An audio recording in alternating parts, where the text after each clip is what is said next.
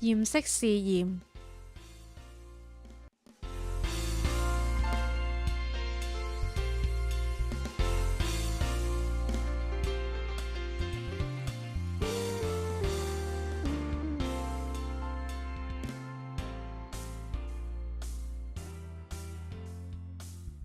呢一段示範片段將會介紹驗色試驗嘅正確步驟，同埋一啲常見金屬化合物嘅驗色試驗結果。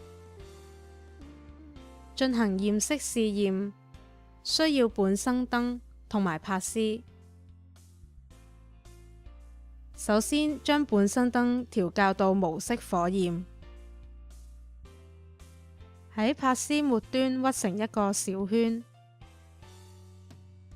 然後用濃氫氯酸清洗乾淨拍絲，將拍絲浸喺濃氫氯酸入面，然後將拍絲放喺本生焰之中。如果拍絲係乾淨嘅，應該睇唔到有顏色嘅火焰喺拍絲表面產生，否則要重複以上嘅步驟，清洗拍絲，直至拍絲完全乾淨。進行驗色試驗，首先用濃氫氯酸沾濕拍絲，然後將拍絲末端嘅小圈沾上少量樣本，將拍絲上嘅樣本放喺本生焰之中燃燒，同埋觀察火焰嘅顏色。不同金屬嘅化合物會產生不同顏色嘅火焰，從火焰嘅顏色可以判斷化合物之中含有邊一種金屬。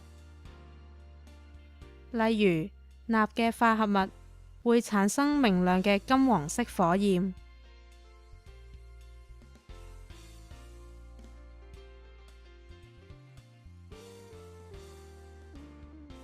鉀嘅化合物會產生淡紫色嘅火焰。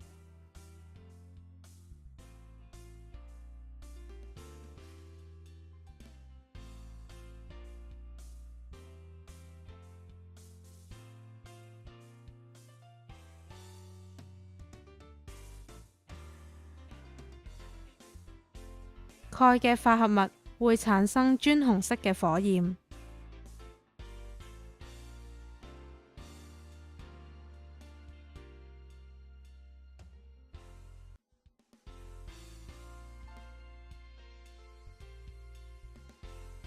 銅嘅化合物會產生藍綠色嘅火焰。